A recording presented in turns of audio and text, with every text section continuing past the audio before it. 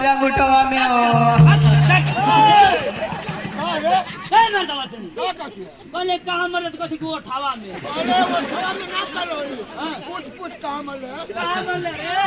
अरे अंगूठवा में हो पिंटू के पापा यो माई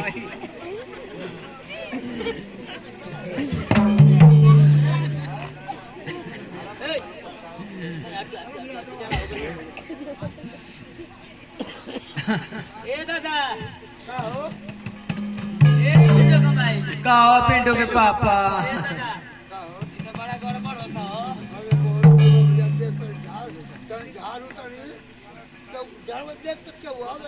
ए केहू जाने खा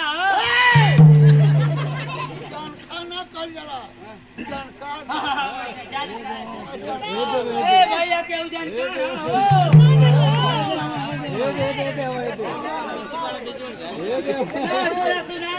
अपनी मन से केहू ना कहता सब चढ़ौले पर कहता कि हाई है हाई है ओकर कवन विश्वास का हो दादा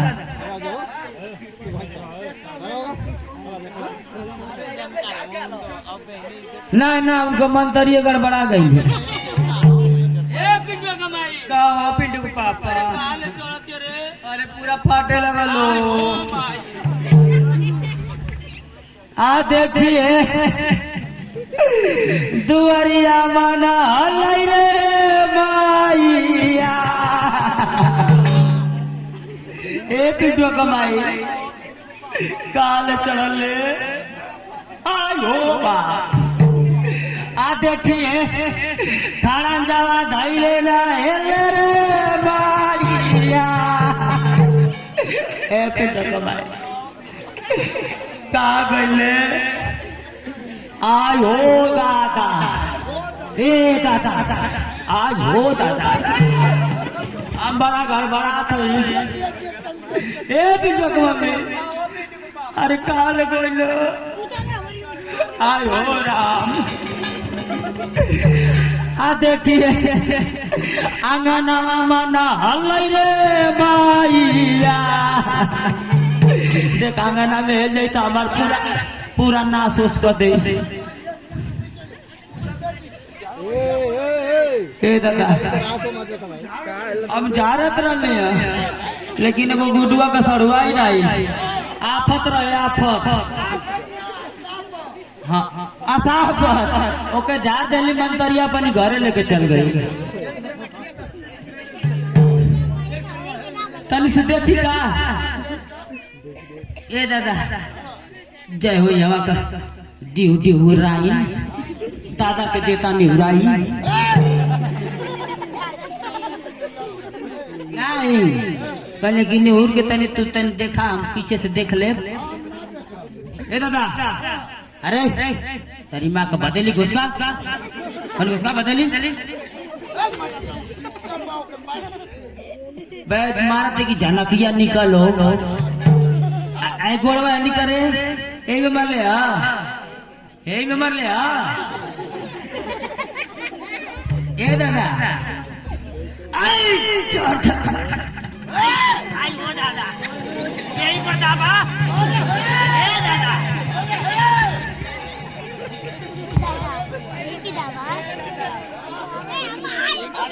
हमके चढ़ती हो ए बाबा आई देखा झूमत हो पोखरवा कर गई लिया यही से कहती लगा तो कुछ लपटिया गल का हूँ हे बाबा ये तो कहू देखे सुने वाला को बोला पड़ी सोफा हुआ जा मार की जना चढ़ाओ तो लगे का सोखा ओ ही तब आई तो पहले के सीसीए चाहिए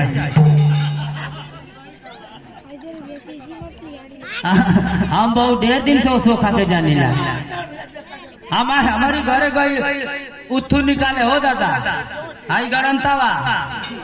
हाँ 7 पोरता नीचे बैठा के चलिया और ही बैठा चला वही के दिखाओ था उन लोगों को उनके ना बोलाई ना तू करो ले उनसे देख के चढ़ना कि अरे तू बहुत अच्छा थी हो, मौका मौका से देला ज्ञान हो ज्ञान उनके बोला कोहना बाबा के हाई देखा जाए सोखा जी के कर कमलों द्वारा अगर कोहना बाबा से ना फरियाई ना तो भले तू को सीसी देख पड़ी आई तब बोलावे के जान था एक दिन भेंट हो गई ए ठिकावा पर हो ठिकावा पर भेंट हो गई रे दादा एक ठौरा कहता कि चला सोखा हमार मालकिनिया बड़ा परेशान है तार दो तीन बोले लेता पहले की चली चल कर था तो ये हम जान गए नहीं तब बड़ा तब चैंपियन सोखा पाओ लेकिन भैया के बनौले रहा भगवान भगवती माई ऐसा ही इनका सोखाई चलत रहे आ मौका मौका से हमानो का बोला के करवावल जा ओ एक करवावल जी पहले अरे ना सही हुई तो करल जाई आई रे आई बहुत रुपयों का पुरस्कार भाई मास्टर कोहना बाबा के बोलाई हाँ वो हमार गुरु हमार लेकिन अब पता नहीं तब कहाँ हुई नहीं मोबाइल घड़ी फेंक दे उनके धक्का लगल तब से मोबाइल ना चला ऐसा ही नंबर मिला होता सर्वाइव का मिस काला होता है साइकिल लेके जाता ना एगो ट्रक रुको ले में लड़ गई गाला भाई साला मोबाइल जीव का जवा ले तब से मोबाइल छोड़ देगा ऐसा ही निठक के चले ए बाबा ए बाबा अरे बाबा हमारा आफत में पड़ल बारी राजाऊ ए बाबा ए गुड्डू बाबा के देखला कहाँ ए दादा दादा हम लगत कि हाथे ना लगत मजुआ डेरा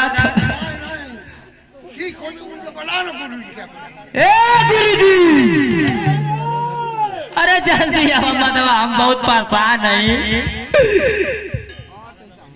आवा जल्दी दूसर बिरादरी खुआई लिया नंबर करिए आई देख तब मलकिनिया हमार गई ले पोखरवा पर आ झुमत थी अरे यार तो लगत है ना एके बड़ा गड़बड़ बा हाँ पहले बता देबे ना जुगाड़ ना चाहिए तो चाहबे कर बिना जुगाड़ अब तो हितवा ललजुआ सुत गल कुछ ना यही से हमको आइला ना कि पहले मामला हम यही से कहते हैं कि छौक छौक के मत दे बाद में दिए वो छौक छौक के का दिल बना छौक छौक के कुछ ना वो तब ज्यादा छोड़ा हटावा हो जी काम ना आई गंदा जल से वही गंदा जल से नहीं बिना वो करी फरियाबे ना करी वो करी हाँ लेकिन नहीं हो तो चला छोड़ा हटावा जाएगा ए बाबा यही में सबके पार कर जला बहुत कदा नहीं तो पार तो कही दे लेकिन कबो कबो बिना उत्थु का होला ना तो ना पार होला लेकिन सुने के चला हाँ बाबा एगो बात बताई बता तोरी मलकिनिया के बड़ा दिक्कत बा हमारी यो रामा बड़ी बड़ी यारों के पकड़ ले बा एक हाँ छोड़ी ना जल्दी यही से हम हथवा लगौली तो 11,000 का करंट होता हमारी करंट उलट के फेंक दे वो तो बढ़िया ना उखाड़ दे लेकिन सुन चला लवंग कपूर अगरबत्ती नींबू जाफर आ दारू आई सोखा एगो है वहाँ बैठल ना वो हमके जाने ना हम उनके जानी ना साढ़ू ना रे नहीं वो जब मौका आवेला तो कुल लाइन में हम चली ना चल लेकिन सुन सामान पहले ऊपर आओ एकदम ऊपर आ ले हाई कट है ना ये सिलांग वाली लवंगिया से काम चल जाई सिलांग वाली लवंग के छोड़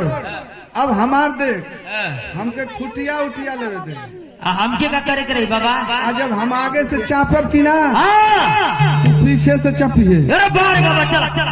आज अगर जे ना चपल है तो मामला छटक आधा अथवा तो अर्जनते नहीं। हाँ एकदम चाप देख पार हो जाए। चापल जाके एकदम छूटे ना।